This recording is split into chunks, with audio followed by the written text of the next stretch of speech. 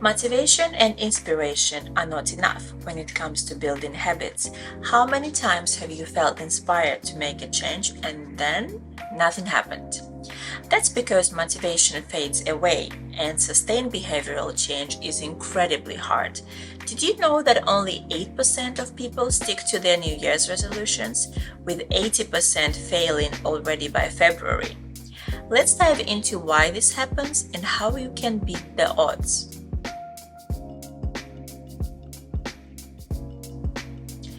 First, let's understand what a habit is. Habits forms synapses in the brain, creating neural superhighways. The habit loop has 4 elements: cue, craving, response, and reward. All 4 stages can happen in seconds. Our brain is a reward detector, constantly scanning for possible rewards. The longer you've had a habit, the longer it takes to rewire it. According to science, it takes on average 66 days to form a new habit, but this can vary dramatically, ranging from 18 days to over 8 months. And here is the punchline: you can't break a habit, you can only replace it. Old habit pathways never disappear, and the best way to manage this is by removing the cues altogether. For instance, if you tend to buy junk food on the way home, take a different route to avoid those trigger places. Now we understand the science of habit formation, let's move to steps to create lasting habits. Step number 1. Start small. Start small to go big. Begin with a habit that takes no more than 2 minutes to perform. This trick from Atomic Habits helps you master the habit of showing up. We must first establish a habit before we can improve it.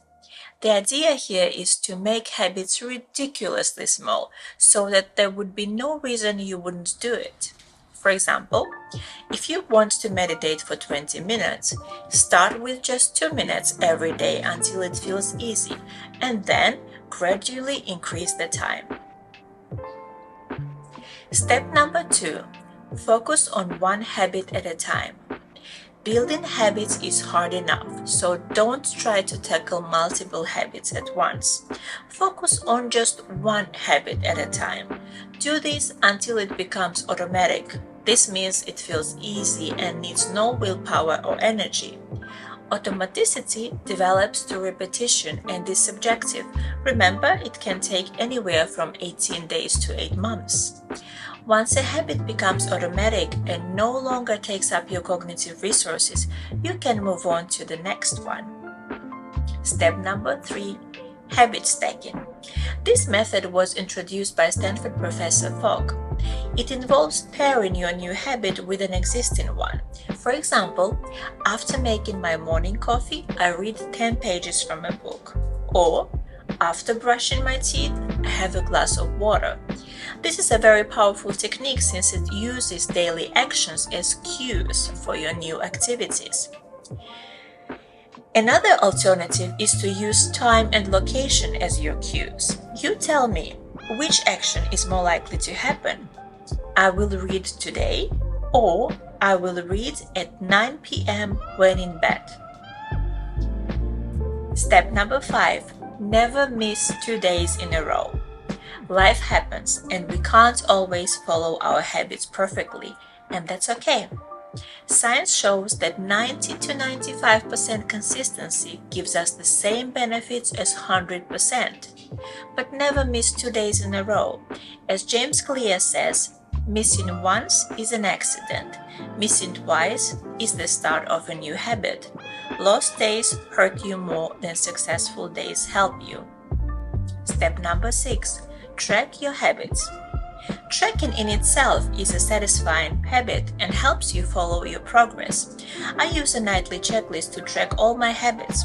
I also have some habits that are pretty automatic. I've had them for over 500 days, and some are less established, with 70 or fewer days. Seeing the number of days grow for each habit is incredibly rewarding. Step number 7. Savor the process. Notice that building the habits you want makes you happier today. It feels good to know that you are in integrity with yourself and the person you want to be. More healthy habits lead to less willpower depletion throughout the day. And besides, when you focus on building good habits in one area, it often spills over to other areas. So, acknowledge your progress and maybe introduce a reward system. For example, after going to the gym 10 times, treat yourself to a massager. I will leave you with a quote. The costs of your good habits are in the present. The costs of your bad habits are in the future. James Clear. If you found this video helpful, share it with your friends and don't forget to subscribe. Thanks for watching.